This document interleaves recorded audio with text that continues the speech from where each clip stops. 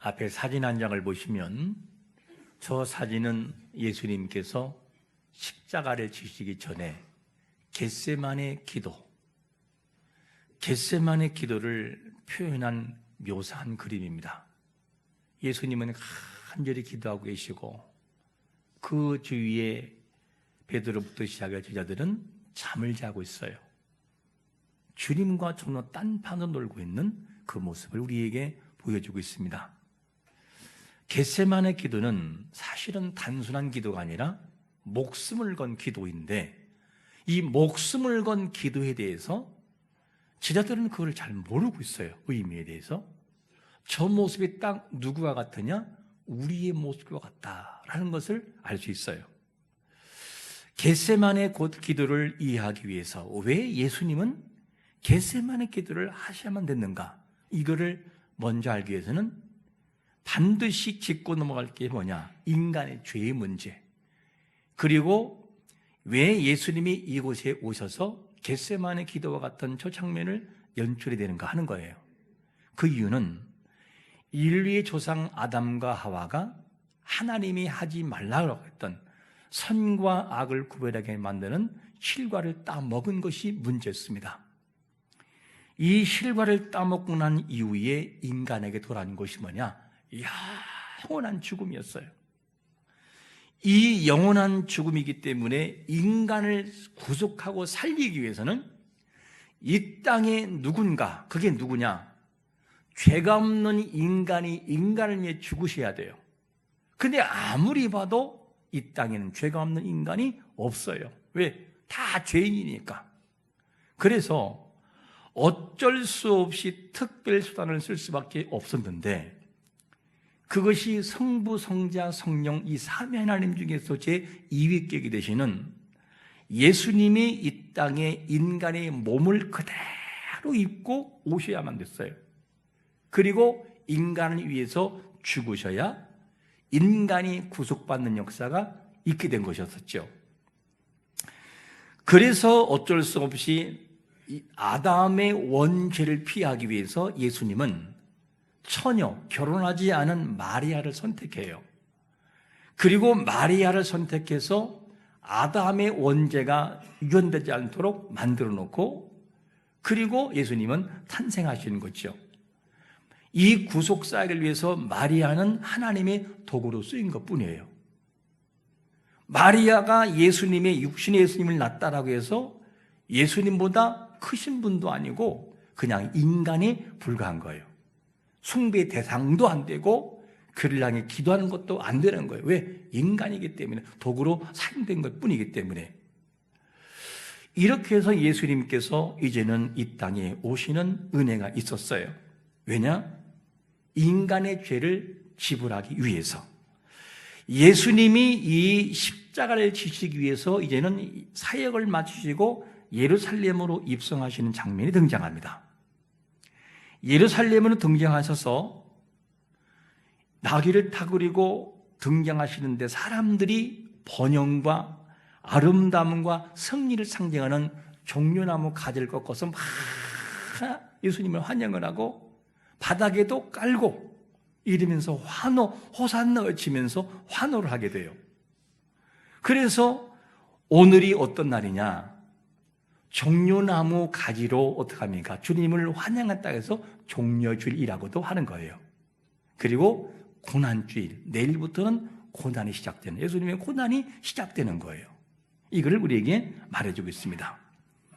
그리고 오늘의 말씀은 십자가를 지시기 전 예수님의 고뇌, 이 겟세마네 기도를 통해서 예수님이 십자가를 지는 것이 얼마나 힘든 일인지 대해서 우리에게 보여주는 장면이에요. 그래서 예수님의 기도를 통해서 십자가를 지시는 사건이 얼마나 힘든 것인가에 대해서 우리는 읽을 수 있어야 돼요. 그러면 하나님 아버지에게 드리는 예수님의 기도를 통해서 무엇을 알 수 있느냐? 첫 번째로 바로 이런 거예요. 예수님의 무엇을? 마음을 알게 돼요. 그 당시 마음이 어땠는가? 우리 한번 38절을 같이 읽어볼까요? 시작. 이에 말씀하시되 내 마음이 매우 고민하여 죽게 되었으니 너희는 여기 머물러 나와 함께 깨어 있으라 하시고, 십자가를 지시는 예수님의 마음이 뭐라고 표현되느냐? 내 마음이 뭐라고요? 매우 고민하고 뭐하고 됐다? 죽게 됐다. 매우라는 앞에 과장법이 붙어버려요. 매우. 얼마나 고통스러운 그 장면이었으면 매우라는 표현을 써요. 우리는 예수님의 기도를 들으면서 가끔씩 이럴 때가 있어요. 고개를 꼈던 거래요. 왜냐? 왜 예수님은 저런 기도를 하시지? 이런 질문이에요. 왜 그러냐? 아니, 예수님은 인성과 신성이 있으신 분인데 신성이 완전히 인성을 눌러서 아무런 고통도 없이 그냥 할렐루야 이러고 돌아가시면 되지. 왜 저렇게 돌아가셔야 될까 하는 질문을 던질 때가 있어요. 그래서 우리의 생각에 예수님은 인성과 신성이 있기 때문에, 신성을 지닌 분이기 때문에 십자가를 지는 것이 아무것도 아니다, 그냥 올라가서 간다 이렇게 끝나는 것으로 우리는 생각할 때가 많아요.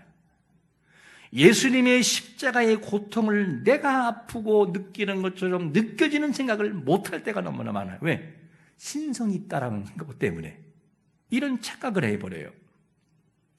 우린 여기서 한번 이렇게 질문해 볼 수 있어요. 3살짜리 어린아이는 우리 아버지와 우리 어머니는 못하는 것이 없어요. 3살짜리 어린아이는 우리 아버지는 짱이고 우리 아버지는 못할 것이 없고 아프지도 않고 무쇠와 같고 슬픔도 없고 눈물도 없어. 왜? 그것이 안 보이니까. 3살짜리 아이는 부모를 그렇게 착각하는데 들어가 보면 그 어머니에게도 눈물이 있고 아버지에게도 슬픔이 있어요. 우리가 예수님이 십자가를 지시는 이 장면을 생각할 때 단지 신이기 때문에 우리 하나님은 전혀 고통도 안 느끼고 아무렇지도 않아, 십자가가 아무것도 아니어서 이렇게 착각하면 안 된다 그 말이에요. 사람이 슬퍼한다는 것은 하나님도 슬퍼한다는 거예요. 그걸 공적 속성이다 이렇게 말합니다. 인간의 마음이 아프다는 것은 하나님의 마음도 아프다는 거예요. 그걸 우리에게 보여준 하나님의 형상으로 표현되고 있어요. 우리는 십자가를 지신 예수님은 아픔과 슬픔과 고뇌와 전혀 상관이 없는 분이라고 생각을 해서 주님의 십자가와 나와 연관을 안 시킬 때가 많아요.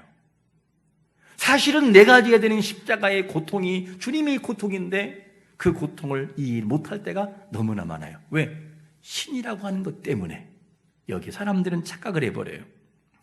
그래서 본문에서 십자가를 지시기 전에 내 마음이 매우 고민하여 죽게 됐다라고 하는 것을 우리는 이해를 못해요. 아니, 왜 신이신 그분이 그런 얘기를 하지? 베드로, 야고보, 요한도 이걸 이해를 못했어요. 그러니까 잠을 쿨쿨 자고 있는 것이죠. 우리는 여기까지의 이 부분은 그래도 이해를 하려고 하는데 다음 장면은 더 이해를 못한다라고 생각할 때가 있어요. 두 번째 장면이 어떤 장면이냐? 할만하시거든 이 잔을 누구에게서? 주님에게서 지나가게 해달라는 거예요. 이 내용을 보면 우리 한번 39절을 같이 한번 읽어볼까요? 시작. 조금 나아가서 내 아버지여, 만일 할만하시거든 이 잔을 내게서 지나가게 하옵소서. 그러나 나의 원대로 마시옵고 아버지의 원대로 하옵소서 하시고, 이 기도를 보면 더 심각한 기도처럼 느껴져요. 십자가를 앞에 두고 있는 예수님이 하시는 말씀이 뭐냐면 이런 기도예요. 내 아버지여, 만일 십자가를 지지 않더라도 인간을 구원할 길이 있으면 그렇게 해주세요.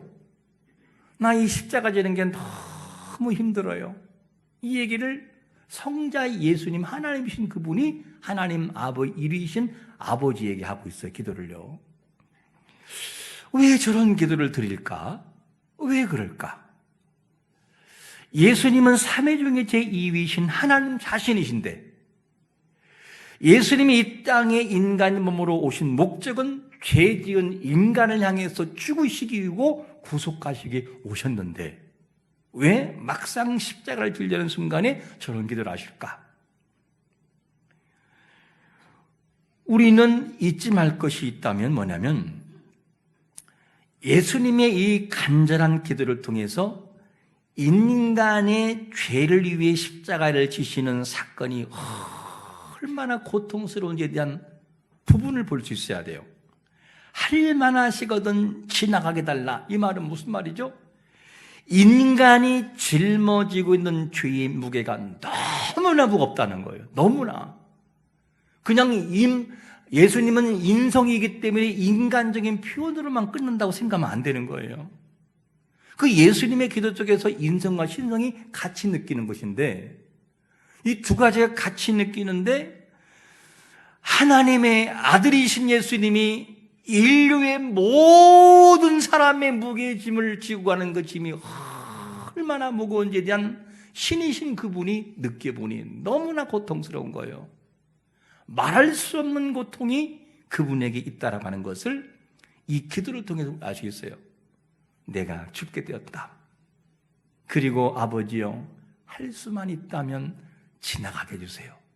이것이 너무나 고통스러운 거라는 것을 알 수 있어요.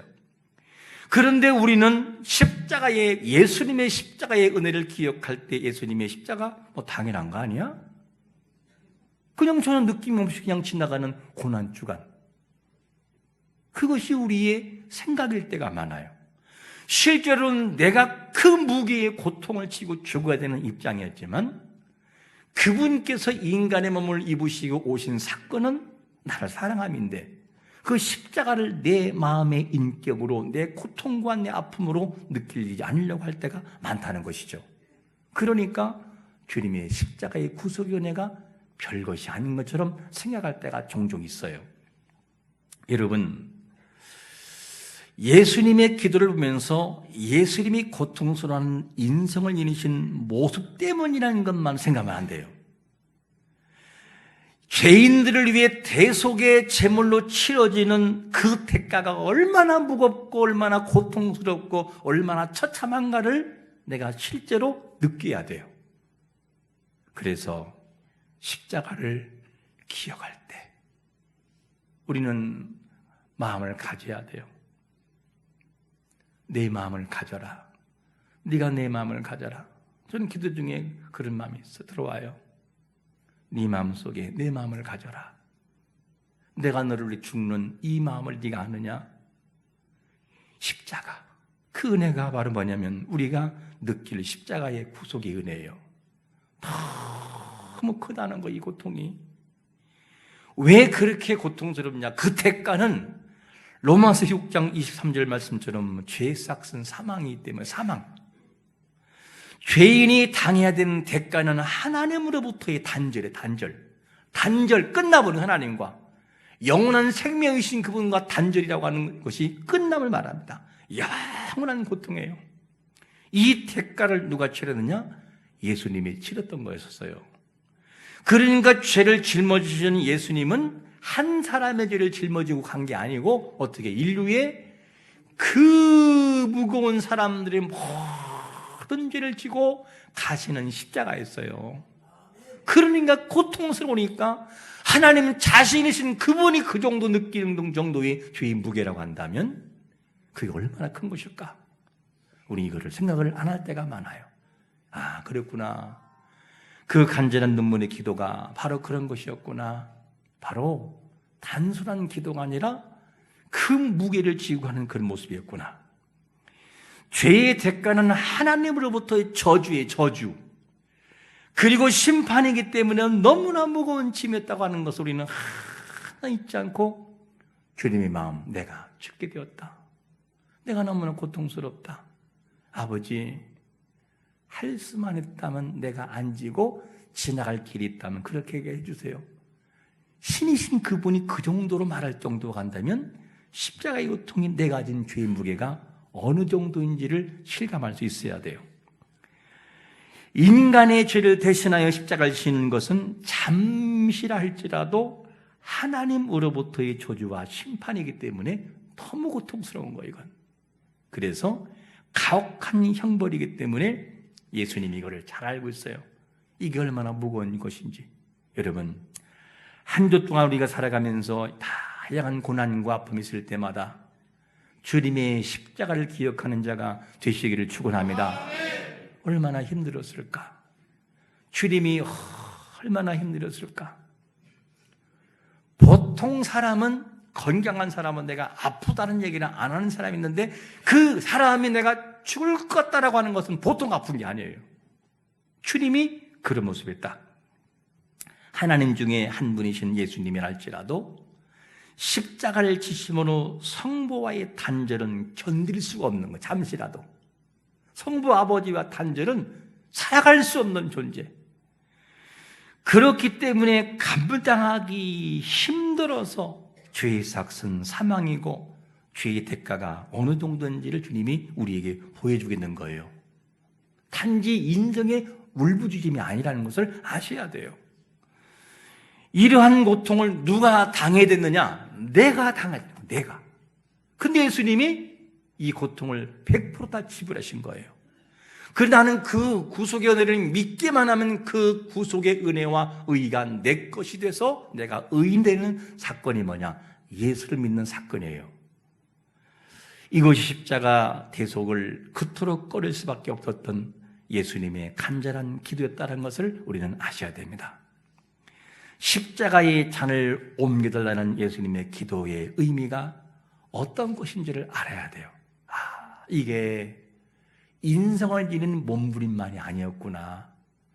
내가 지고 있는 내 죄의 무게가 어느 정도고 인류의 전반적인 죄의 무게가 보통이 아니었다라고 하는 것을 우리에게 단적으로 보여주는 사건인 것이죠. 그 예수님의 십자가의 구속의 은혜는 어쩔 수 없이 죽는 것이 아니었어요. 어딜 보면 알 수 있느냐?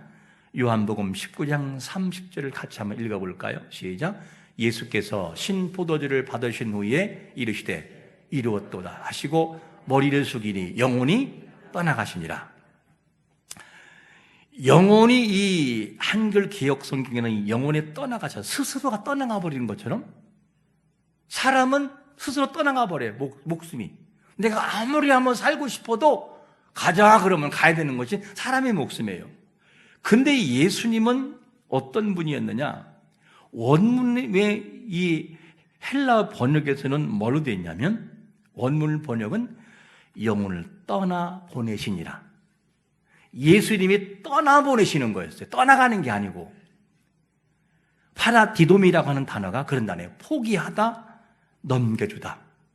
예수님은 자기 목숨을 잡을 수도 있고 놓을 수 있어요. 왜? 신이기 때문에. 근데 예수님이 인간들의 그 무거운 죄를 위하여 자기 목숨을 어떻게 하냐? 영혼을 떠나 보내시는 거예요. 누구에게? 아버지에게 맡기는 거예요. 이게 예수님의 자발적인 죽음이었다 하는 것을 알 수 있어요. 그래서 그 예수님의 사랑이 어느 정도인지를 우리는 알아야 돼요. 여러분, 우리가 주를 위해 살아갈 때 이런 헌신과 고백이 있는 자가 되시기를 축원합니다. 주님도 자기 영혼을 떠나 보내셨어요. 밀어서. 일부러 놓으셨어요. 안 놓을 수 있지만 그게 주님의 사랑이라면 우리도 주를 위해 살아가는 헌신이 깊고 고백적인 고백이 항상 있어야 돼요. 어쩔 수 없이 하는 것이 아니라 주님을 정말 사랑하는 마음으로 해볼 수 있어야 돼요. 이 삶을 아는 자라고 한다면 내 살아가는 삶에서 십자가의 흔적들이 종종은 있어요. 종종. 그럼 구체적으로 어떻게 살아가는 것이 십자가의 구속을 느끼고 살아가고 고백하는 것인가? 예를 하나 들어볼게요. 세계에서 가장 어둡고 고통스럽고 위험하고 악명 높은 감옥은 이란의 테헤란이라고 하는 에빈 감옥이에요. 에빈 감옥. 그런데 이 감옥으로 알려지는데 이곳에 수감이 되면 일상적으로 고문과 학대와 폭력은 기본으로 들어가요. 지금은 이 감옥도요, 마음대로 폭력을 못해요. 그렇다면 큰일 납니다. 근데 여기는 말할 것도 없어요. 근데 이곳에 젊은 두 여인이 감옥에 들어가는데 그게 누구냐? 마르지의 아미리 자대 그리고 마리암 로스탐프루라고 하는 두 여인이 아는데 이 여인들이 왜 감옥에 들어가느냐? 이 이란에서는 기독교가 불법인데 이란에서 기독교로 개종했다고 이들을 감옥에 가둬요. 그 사진 볼까요? 실제 인물이 저희 두 사람이에요. 그 사람들이 갇혀요. 이들은 이슬람 무슬림에 살은 사람이었어요. 그러던 어느 날 저들이 개종한 이유가 뭐냐? 계기가 있었어요. 어느 날 예수님이 빛나는 금으로 덮인 거대한 왕자의 옆에 앉아 계시는 꿈을 꾸어요, 저들이. 그리고 실제로 그 예수님을 만나게 됐어요. 너무너무 감격스러워서 터키로 가서 신학을 공부한 다음에 그 다음에 이제는 어떻게 하면 좋을지 있는데 하나님의 음성이 들려요. 뭐냐? 이란이 큰 사막과 같다. 그런데 이 땅에 이제는 씨앗이 있다. 씨앗을 심으면 성령의 능력으로 자라게 하겠다. 이 감동을 줘요. 그래서 이 사람들이 이란으로 돌아가는 것은 목숨을 내놓는 거고 우리나라 같지가 않아요. 거기는 걸리면 그냥 죽는 거예요. 그냥 매질과 돌질을 맞아서 죽습니다. 근데 테헤란으로 그들은 돌아가요.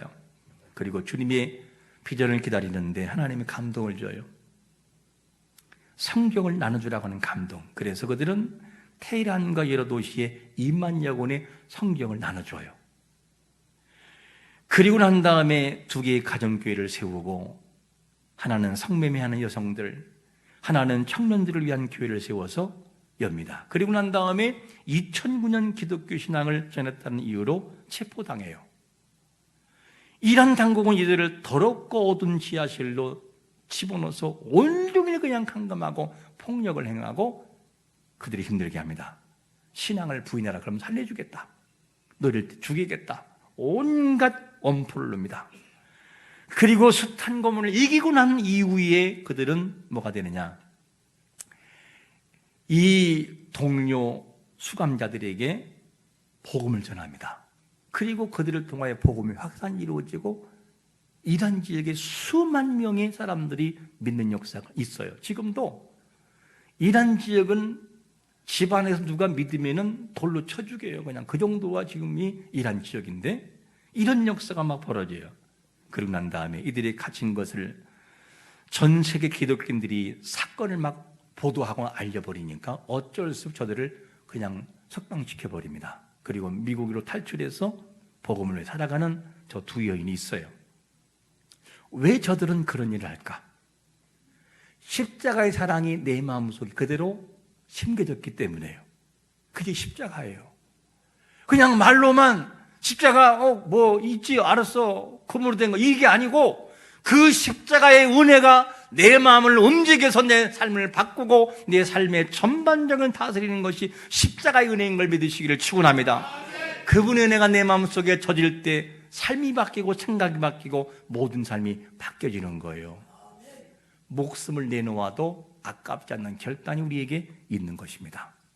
바울도 그 십자가를 가지고 있었고 우리도 그 십자가를 가지고 있어요. 희미하면 안 돼요. 이것이 십자가의 은혜를 기억하며 살아가는 삶의 모습이라는 것이죠.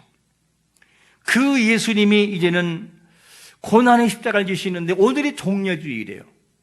그리고 내일부터 고난주간이기 때문에 우리가 이제 한 주 동안 또 새벽 기도를 합니다. 이 인간의 죄의 무게를 견딜 수 없을 만큼의 무거운 걸 하셨던 주님께서 첫 번째 기도는 아버지요, 할만하시거든 지나갈 수 있게 해주세요 라고 했는데 두 번째 기도가 달라지게 돼요. 어떻게 바뀌느냐? 42절을 같이 읽겠습니다. 시작. 다시 두 번째 나아가 기도하여 이르시되 내 아버지여, 만일 내가 마시지 않고는 이 잔을 내게서 지나갈 수 없거든 아버지의 원대로 되기를 원하나이다. 할렐루야. 저 십자가 그리고 세 번째 또 나가 기도하셔서 이 십자가의 순종을 통해서 대가를 지불함으로 우리가 자유를 얻은 거예요. 우리의 구원과 우리의 의는 내가 만든 것이 아니라 저 고뇌 속에서 십자가를 지시고 돌아가신 예수 그리스도가 이루어 놓으신 의예요. 그 의를 내가 믿으면 내 의로 인정함으로 그를 믿는 자는 구원에 이르게 되는 역사가 우리에게 적용되는 것을 믿으시기를 축원합니다. 그게 십자가의 복음이에요. 이런 역사가 있어요. 이제 우리가 한 주 동안 살아갈 때에 잊지 말 것은 뭐냐면 고난의 십자가, 고통스러운 주님께서 얼마나 고뇌했던가. 그 십자가를 지시는 그 모습처럼 우리도 주를 위해 살아가는 삶에서 십자가의 고난을 달게 받으며 감사하고 나를 통해 누군가에게 복음을 증가할 수 있는 십자가의 복음의 역사가 우리 모두에게 있으시기를 예수 그리스도의 이름으로 축원합니다. 아멘.